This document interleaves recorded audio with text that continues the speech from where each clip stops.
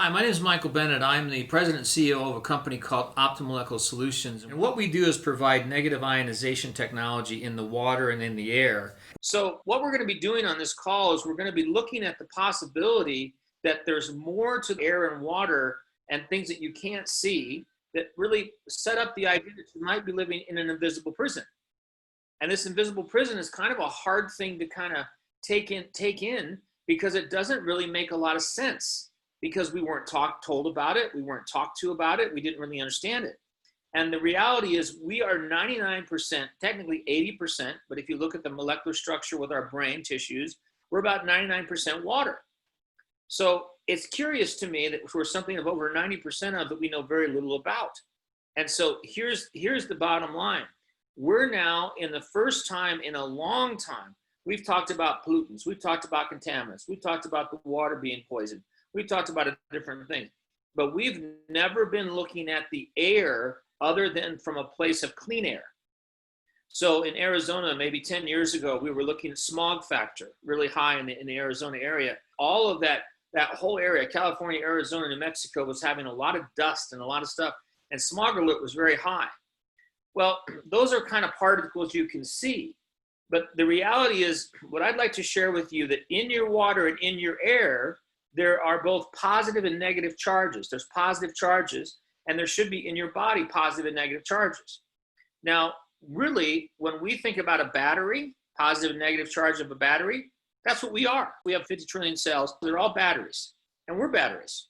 And so either our batteries are working properly or they're not recharging, you know? And the core of what's happening in our water and our air and our food is it's not providing the amount of charge that we require to have optimal health and well-being. You combine that now with a series of pollutants, contaminants, and poisonous molecules, dangerous poisonous chemicals, which I'll go into in a minute here, you're now really challenging your electrical system. You may not have remembered it from school, and you may not have been taught it in school, but the reality is our body is an energy field. We're an electromagnetic field. We're essentially a series of informational fields. So we're electromagnetic, your electromagnetic system. It's not just a matter and tissue and blood. We're also an informational energy field. So what I want to do is break down for you real quickly the environment as it is right now. And by the environment, I mean our environment. I mean in our homes, in our office, in our cars, in the shopping center, in the movie theater, so forth and so on. We're now in something called a bioenvironment, not something we ever thought about before. You know, when I was a young boy, I grew up in the hog capital of the world. So if you've ever lived in a farming community, there's something called manure, and that manure is very strong. And in my early days in the 70s, that manure was pretty much typical. I mean, it was a sign of money to many of my family. That meant money. That meant, you know, prosperity. That meant that we were going to be successful and that we were going to have a good, you know, take the hogs to market in Chicago. However, as I left school in the 80s and I graduated from 84 in Illinois State University, by the time the end of the 70s, even the beginning of maybe, let's say 74 to 84, the level of smell changed in the manure. So it was clean, fresh manure. But as the chemicals came involved in the 70s, because the chemicals really hit the farming communities in the United States in the 70s. And so all of that then became really toxic. And that became actually an EPA issue. They had to remove the topsoil in the county that I was from because of the amount of chemicals that were being put into the groundwater and into the soil. So we're living in this perception that we're having clean air, clean water, and clean food. Well, the reality is we're having just the opposite. And if we look at it from a chemical point of view or from an electrical point of view, it's very low charge. So here's the presumption. You and I can consider a 100-watt light bulb, and we think a 100-watt light bulb will give 100 watts of energy. Well, really, that 100-watt light bulb today is only giving 25 watts of energy, but you still perceive it giving 100 watts. So let's break down real quickly what's going on with the water. What's going on with the water is there's over 110 pollutants, contaminants in the water supply today. Well, the body, remember I said the positive and negative charge. So the body has what's called a positive charge.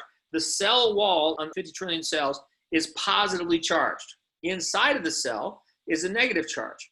But what's happening right now is the water that normally is in our natural environment 1,000 years ago, a couple thousand years ago, even a little bit earlier, a little bit later rather, that water was negatively charged. When water comes down a waterfall, when it comes in a lake or a river, that natural water was two things. It was negatively charged and it was molecularly structured. It was very organized structure-wise, okay? Well, this natural water now is in a municipal situation. And this natural water is no longer negatively charged. It's positively charged. So when you put 110 pollutants and contaminants into the water supply, you're dealing now, and I say contaminants, I'm talking about fertilizers, pesticides, cleaning agents, so forth and so on. You're literally not getting absorbability in that water. And you've seen that on the website in section 1. Those cells that are in your body, those 50 trillion batteries, are not receiving charge. Literally, it's much more dramatic than that. The cell wall cannot receive the charge coming from the water because it's positive to positive. So what happens is it doesn't get through. It can't nourish, it can't detox, it can't serve you. And these 50 trillion batteries are getting dimmer and dimmer and dimmer. And that cell wall, that electricity that runs around that cell wall is becoming less and less electrical. And what's happening is your immune system is taking the hit. So now you have the headaches, the backaches, the neck aches, and or the itchy skin. This is in the water supply. So I want you to understand, this is a toxicity that's in the water supply from the moment it leaves the municipal supply to the moment it comes through your front door or from your basement, wherever it comes from.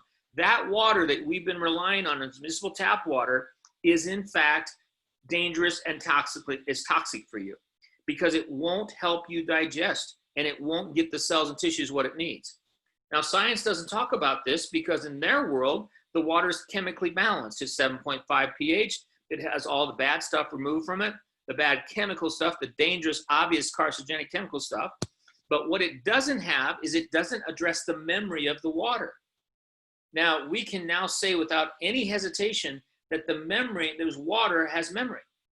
We've proven that by Dr. Emoto, by Dr. Benveniste, by Dr. Rustum Roy, Pennsylvania State University.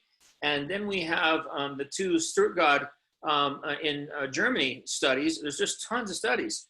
And Dr. Konstantin in Russia. So it's very clear now that water has memory. And the one who made it most popular was Dr. Emoto. And I actually was involved with that process in that movie, What the Bleep. I worked with the company that provided I used to work with the company that published the book, The Hidden Messages of Water, one of those 6 degrees of separation things. So the reality is here, that water that's coming to our home now, and anything you buy on the shelf is full of positively charged molecules because they don't measure memory. They measure chemical composition.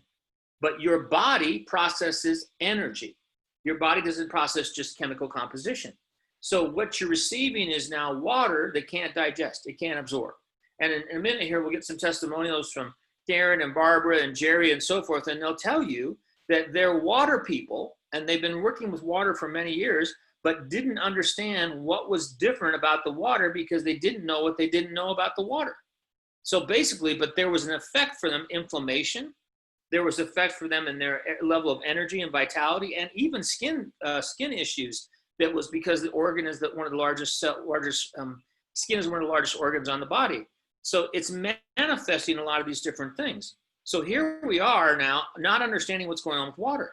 Well, take a step further and realize that 100 watts bulbs of energy you think is providing you food nutrition is actually providing you 25 watts of nutrition. And it's not absorbing any more in the cells of the carrot or the lettuce or the celery or the cow than it is in you.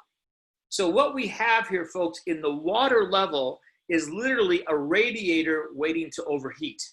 And that radiator overheating is called your immune system, your ability to fight off viruses, your ability to fight off illnesses, pathogens, so forth and so on.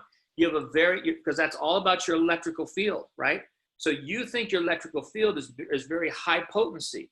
And what I'm saying to you, it's impossible because the absorbability of the water won't provide the charge, and those 50 trillion cell batteries are not as high as you'd think. But the problem is it's not diagnostically measured by the medical world. They're not measuring it. They don't talk about it. Scientists don't talk about it because if they were to talk about that, they'd have to take apart Newtonian physics and discuss how water is more than just chemical composition. It's actually an informational field, and more specifically, it's a molecular structure, and it's a crystalline molecular structure. So it's a crystal. And on the web page, you'll see some examples of a crumpled up molecule. That's a molecule that has tide and fertilizers and pesticides and things in it. Then you'll see this bright molecule that's all organized and structured. That's a crystalline molecular structure. Believe it or not, the water coming from the waterfall is the same water in your body. It's negatively charged, but it's become positively charged. So we'll talk about the solution in just a moment. Now let's talk about the air. What's going on with the air? So we'll call those positively charged molecules pesticides, pharmaceuticals, plastics. They don't filter, okay? So just to be clear, filtration does not answer this equation. Filtration does not include memory, and it doesn't change absorbability, okay? So you can buy the most expensive filtration system in the world, okay? And you can filter out all that stuff with the filters. It's not gonna change the conductivity or the absorbability of the water. It'll be clean water, and it'll set up even cleaner water for us to run through the optimizer, but it's not gonna change the energetic blueprint of what you receive, okay? Or the delivery system of it. The next thing is we're dealing with the air. Now the air has become really, really important right now. We have for years misunderstood the whole world of particles and air filtration and air cleaning. But again, it's based on old thinking. It's based on the 1950s where air purification, air filtration came from. It's based on industrial. It's based on all kinds of scientific thinking about filtration. Filtration is stopping something. So the idea of filtration is it's gathering these harmful particles. Filtration in water gathers the harmful particles. Filtration in the air does the same thing. These microns, these larger microns, they're fine. They go right into the HEPA filter and they stay there until you empty them. And if you've ever had a furnace, you know the problem that happens with furnace. They pick up all that soot and so forth and so on. And you have to put in a new filter. So this traditional way of looking at air is, well, we hold the particles. We stop the large particles. But what happens to the smaller particles? What happens to the smaller pathogens, the viruses, the odors, the mold spores, all these different things? You've probably heard somewhere in your lifetime something called dirty building syndrome, right? Well, what is a dirty building syndrome? Well, it's gas off. There's all kinds of gas off. You ever go to a tire store and you smell all that tire, all that rubber? That's gas off. That's what's called a VOC, or volatile organic compound. California is nuts about VOCs. You can't use certain stains and certain lacquers over there because they violate their VOC standards. They're very concerned, oddly enough, about air quality. But air quality is very important because it gets into our lungs. It goes to our bloodstreams. So what we have right now is our recent pandemic is it's really focused our thoughts now on what's going on with our air. We can't see it, we don't look at it, but it's there. So there's small particles now that are getting through these ventilation filters. What our European partners are beginning to show us is that filtration system that you have in your home, guess what it collects? Large particles. Guess what it releases into the air of your home? Small particles, okay? They're still there, they're not gone. So this is a big breakthrough for us now to be able to say that all of these different viruses, pathogens, mold spores, VOCs, botanical contaminants, too small to filter, but not eliminated. Some companies say reduced. So let's talk about that. So that's the standard of air. So now we're looking at, for the first time with a very fine-tuned aperture, what's going on with my air? Why? Because there's now a perception about the pandemic being focused on these viruses and pathogens, which is focusing our thoughts on that form. Now we're thinking about all these things in our air. And it's important because our air is also positively charged. Remember I talked about the pharmaceuticals and plastics and so forth as being positively charged molecules. Well, now if we take a step into the air world, they're called positively charged particles. So they're the same issue, they're positively charged. That means that I add positively charged molecules to my already charged. I take my water that I can't digest through my cells, then I add my positively charged molecules from my air into my same breathing, into my same cells and tissues. Now I've got two sources that are charging positivity, not positive like a good thing, but positively into my body. So I'm dealing with air and I'm dealing with water, and I can't see any of it. All right, so this is all cutting away at the immune system. Now you come to this new thing that we have, which is called biofields. or specifically electromagnetic fields or pulse modulation fields. Now, it doesn't really matter to me how much people say that there's not an effect on your cell phone, on your brain tissue, or what's happening with cellular communication, because here's the reality. You and I are a huge series of pulse modulations. When you look at auric fields, when you look at Kirlian photography, you can see these wave fields. You can see these temperatures. Okay, those are fields of energy, all right? And we'll call them, for simplicity, one of the things that we do is work with biophotons, and that's light, that's energy. Okay, now, what's not been really, really honestly discussed is what's the effect of a cell phone on the electromagnetics of your body.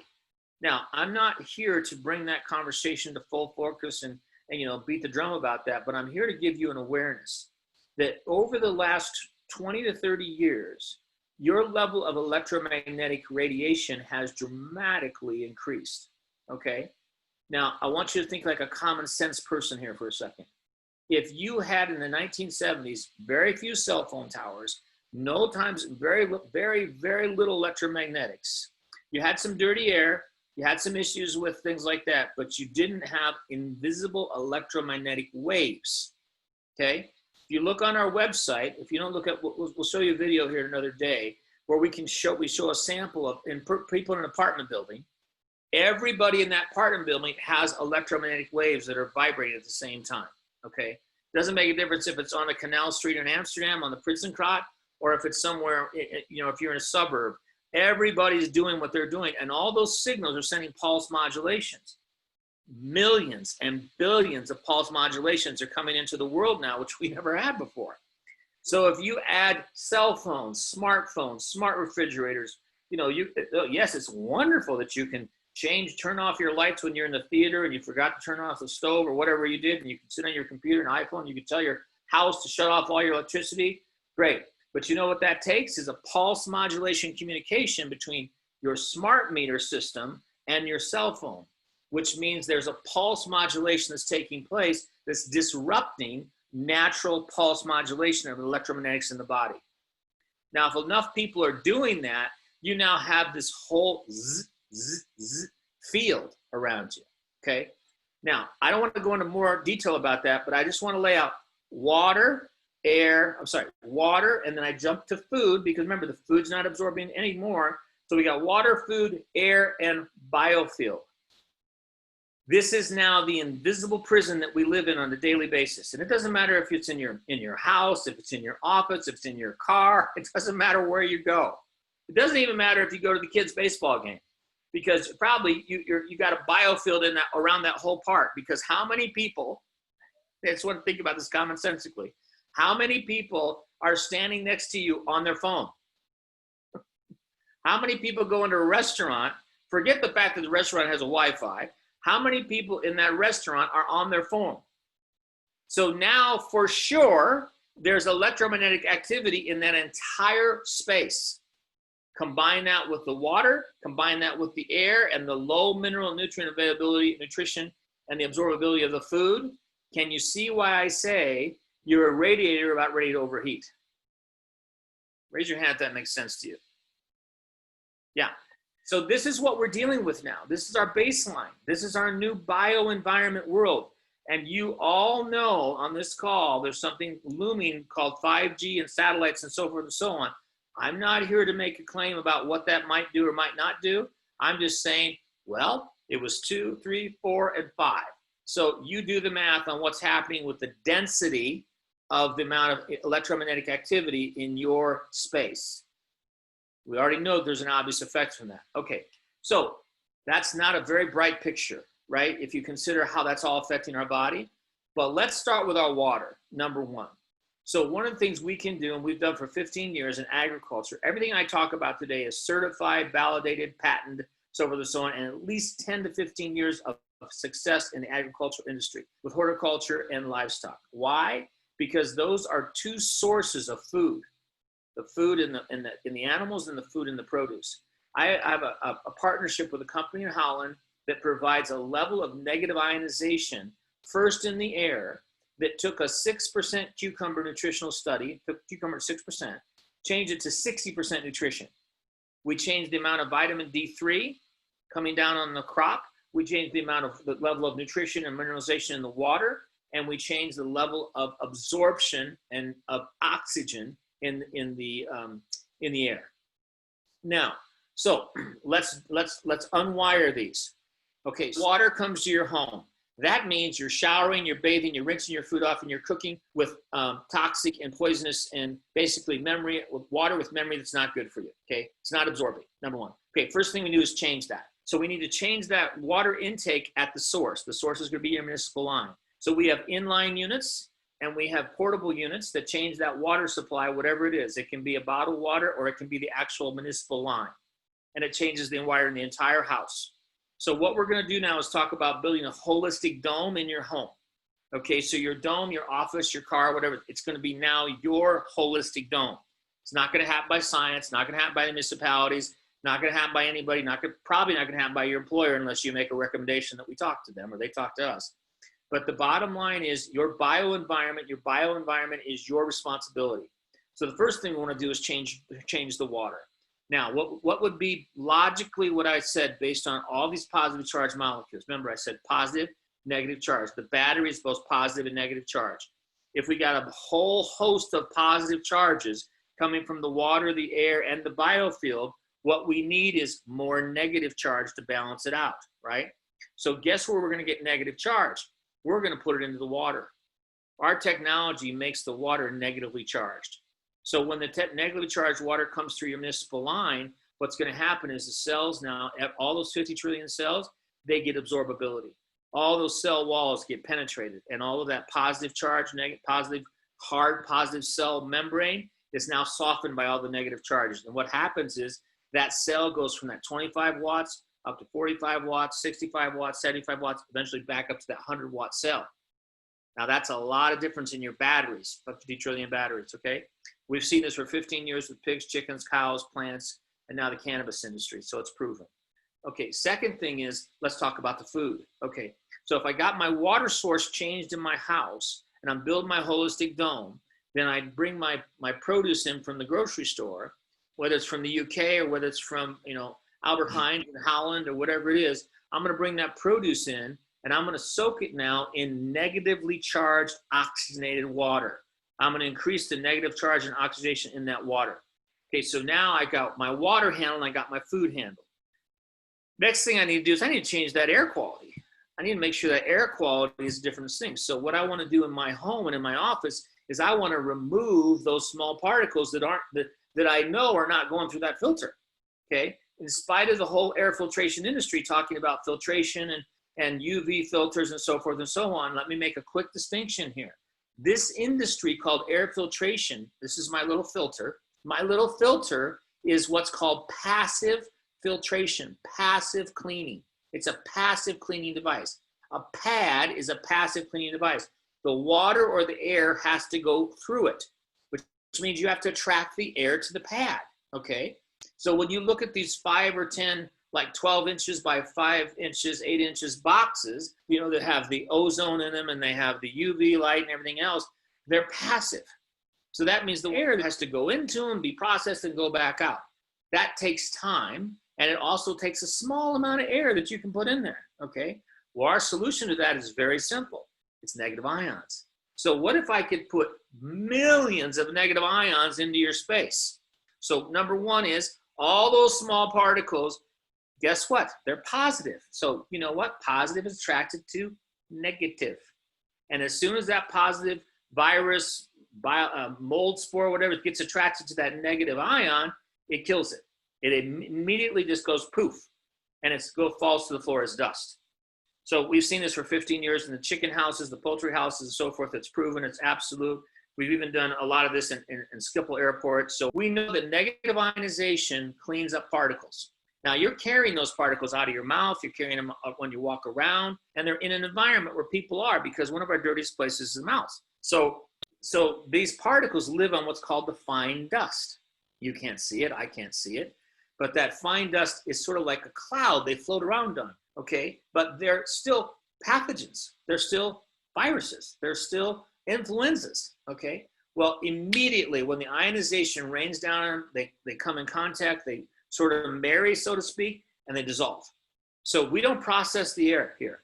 We drop down incredible amount of ionization into an environment. We start at 40 million ions, and our new technology does 1.2 billion ions per second. Now, this is an example in a commercial environment where the traffic is 250 people in an hour, okay? That ionizer is ionizing those people as they walk through the door. We have clinics now in Holland where the people are studying different issues with people's health and well-being like any other clinic. The minute they walk in that clinic, they get ionization. The whole time they're in the clinic, they get ionization. Do you think those pathogens are living out of that person's mouth? Do you think they come out of the air and stay in the air? You think they come out of the mouth and stay in the air? Absolutely not, okay? You're breathing at nighttime in your bedroom. We have what's called a plug-in, an eye plug. You plug it in, it puts out 80 million ions per second in your room. Doesn't harm anything. Believe me, you'll have more oxygen, your lungs will be fuller. It's incredible. We have light bulbs, your regular LED light bulbs, put an ionizer on it. You sit there in the living room, doesn't matter whether you smoke or don't smoke, your whole air will be totally different. And then we have a little thing you can put on your desk or your office or wherever you want in your home in the living room space. It's called a tower. It's very small, about 12 inches high. Puts out over 320 million ions per second. And I challenge you to ask anybody who sells ionization technology, how much ions, if you can actually find and thumb through their marketing material, what is actually the science of this, okay? And they'll say, oh, we do 1 million ions per second. And I said, we haven't done 1 million ions per second since probably 15 years ago. So, I mean, that's not our business. Our business is to really take care of the space. Now, to drive this point home, we recently had a research lab study done in Germany that showed 99% elimination. I didn't say reduction. I said elimination of these mold spores, bacteria, viruses, and so forth. So these are only 4 or 5 of the top laboratories in the world that even take this seriously. Nobody in the United States tests at this level. So I'm happy to say that with one of our partners in a new product at that level of ionization, we produce that level of impact. So what am I trying to paint a picture for here? In the air world, you can be confident that when you put ionization in your home, your office, your business, your car, whatever it is, that you will have purified air. Not clean air, not filtered air, purified air. So this is the whole picture real quickly. The water, the air, the bio environment that we're creating in your residential, commercial, industrial, whatever it is, and also, in the plant world, because we have amazing results also with plants. So what I'd like to do is, all those examples are on the website. The 1.2 billion one we don't have yet on the website because it's in a little bit different category commercial-wise. But some of the people that brought you on this call, just get your mind around it. You now can think very differently about your indoor environments because now you know that there's positively charged particles flying all around that place. And I believe right now, based on the research coming out of Holland and Germany, that when you go into a restaurant and you go into a club, that air, those small particles, those influenzas, viruses, mold spores, and so forth, are just being circulated right back out into the air supply. Well, with our technology, that's done. As soon as that vent kicks on, that AC kicks on, that ionizer grabs those particles right away. They don't make it beyond the vent, much beyond the vent. Or on the other side of the coin is when you walk through the door, the ionizer is already coming from that direction. So really, really big breakthrough in this world of air and bioenvironments.